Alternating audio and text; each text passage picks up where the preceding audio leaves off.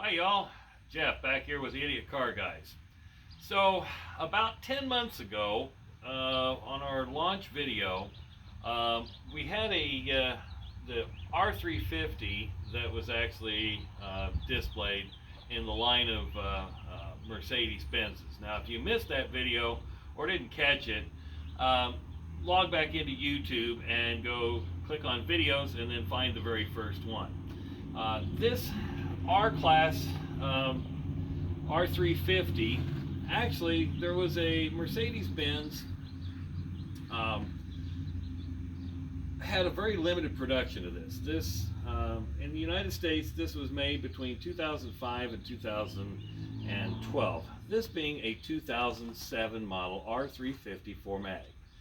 Now, I called it a crossover SUV in the first video, but I'm going to correct myself because this is actually a multi-purpose vehicle. So an MUV, a multi-use vehicle. So it's, again, not a minivan, folks. It does have some similarities to the Chrysler Pacifica, which was actually a bomb from Chrysler back in the same time period. So it kind of similar, it's kind of similar in design, but Mercedes did actually a better job. And quite frankly, this car here, people like it when they drive it, because it doesn't sit as high as an SUV, even though it shares the same platform as the ML or the GL, but it's a little lower in stance. It has the all-wheel drive function, and I gotta tell you, it is a very comfortable vehicle to drive and ride in. In fact, so much in the last year, I've hardly seen this car at my property. My daughters have borrowed it, my future son-in-law has borrowed it, and another friend has borrowed it, and quite frankly, it's just not been here. So it's gotten some use over the last year. Needless to say, I finally have it back here, and we're going to kind of cover a little bit of it. So, as I mentioned, it is an all-wheel drive, multi-use vehicle. Has a longer wheelbase than the standard car in an all-wheel drive car, but it does have a little bit more room inside. It is more modern and has a larger door here for easy access to the back seat.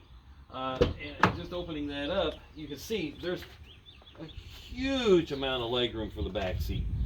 So that's one of the things that people like about this vehicle, is because it is easy to get in and out of. Plus, it does have the third row, which I actually have folded down right now.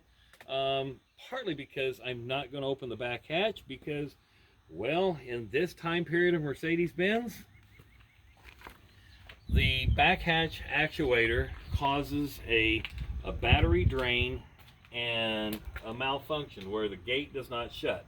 I actually have the part in the box right there in the back seat. I just haven't got it put on yet. So it's one of the things that's a fault for this time period, and the ML series also uses the same thing.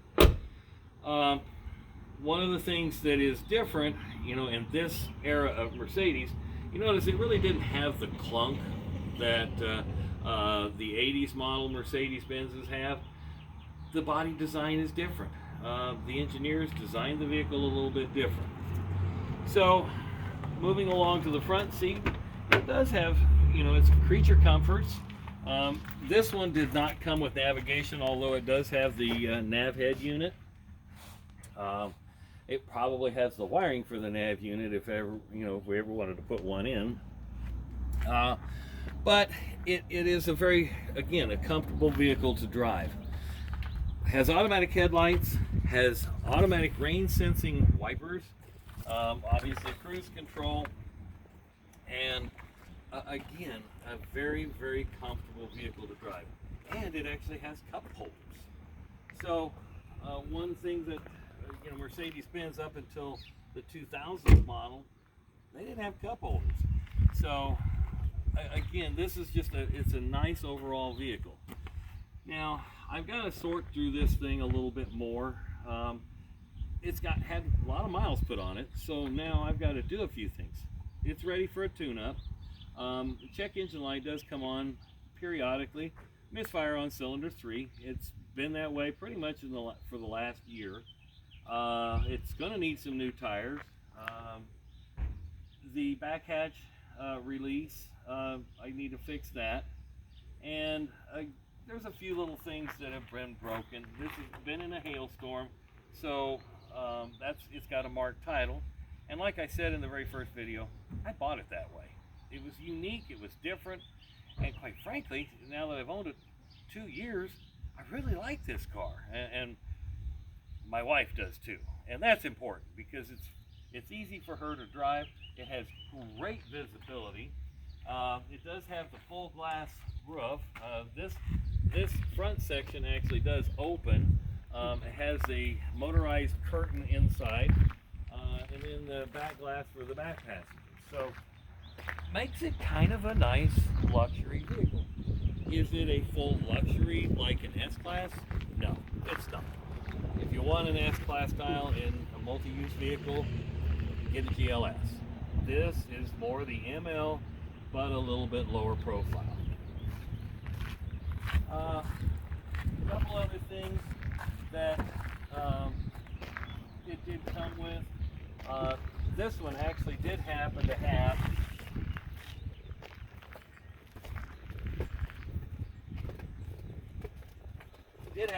the Mercedes phone, the phone that your SOS phone. I don't know how it functions, but it's there. But it's just one of those things where when you buy a used car, you don't know exactly what you're getting. But it was a good deal, and we've actually gotten a lot of use out of the vehicle.